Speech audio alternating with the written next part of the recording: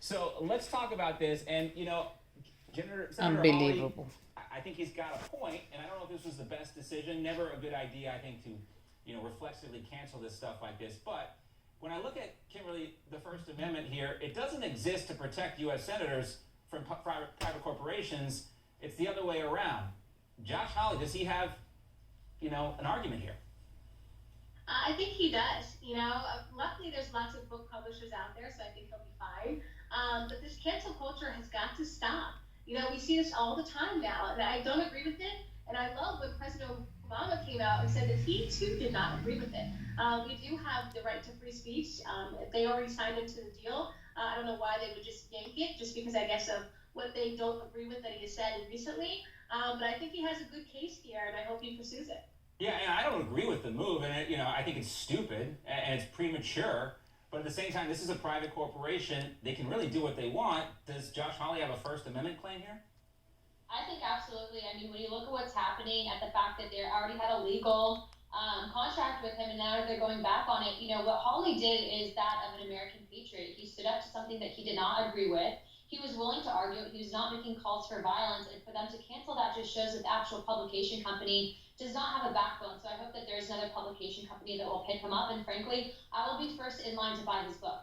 Yeah, and the thing too, when you're a U.S. senator, you have a pretty big platform, Catalina. He could self-publish his book. I don't know. I mean, he can also sue for whatever he wants to in civil court. But again, I don't know if this is a First Amendment claim or not. Yeah, I agree with both Anna and Kim here.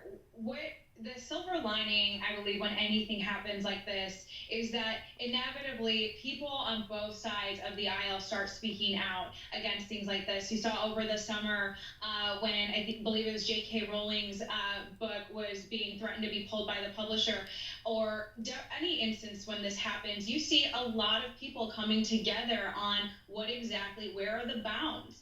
And so I think it's a huge opportunity to have those conversations, find a point where we can all unite on just how Orwellian a situation like this is, and start moving forward on the dangers of cancel culture. I saw a tweet today from, I think, Patagonia, the outdoor clothing manufacturer, Kim, and they were outraged by what happened on Capitol Hill, and they're promising all sorts of action. Ben & Jerry's, the ice cream company. Does any of this, their, activism affect your desire to buy or not buy their products?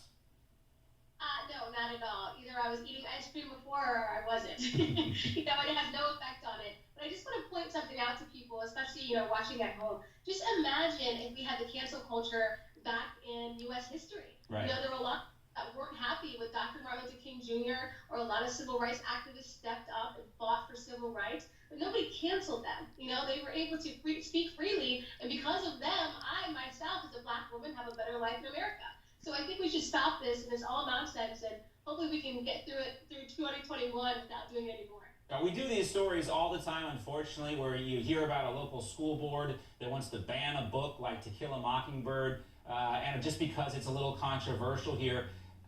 But that's different, again, when a government agency does it versus a private company. But I do see the point here, and it goes too far. Because the other issue we have here, too, is after the riots, President Trump's social media feeds were shut down. You had everybody calling on him to condemn the violence, and his best way of reaching his followers was taken away from him.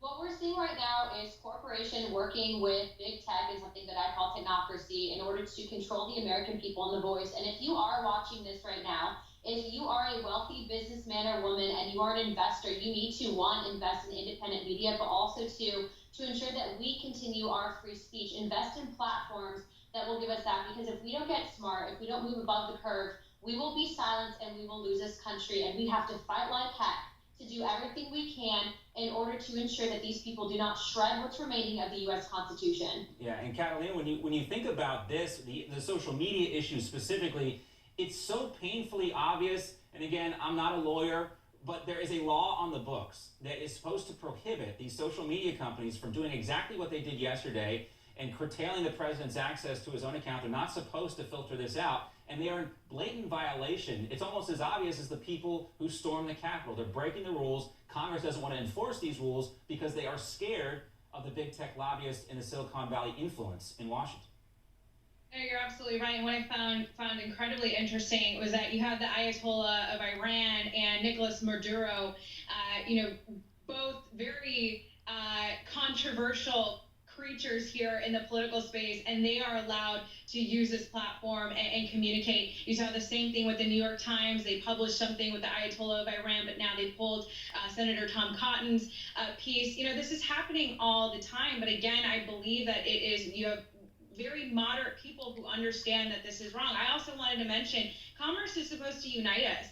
Platforms, social media is supposed to unite us. It's supposed to add honest discourse. And the more that we pick and choose, that we have companies choosing sides or we have media platforms choosing sides, it's furthering the divide. When you go to a counter at a Ben and Jerry's, you don't know who that person is voting for.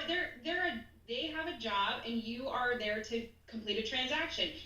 Commerce is supposed to unite us, and I hope that we can get on a better track with both sides of the aisle to combat this. Yeah, and I think it's difficult for our nation too, because what we need right now is an ability to detach ourselves from politics. Like you said, I don't need my ice cream to be political. I don't need my music to always be political. I don't need political clothes. I need some time away from politics this weekend, and I'm going to do that with some ice cream. I'll talk about that coming up. But ladies, we got to part ways here. Great to see you all.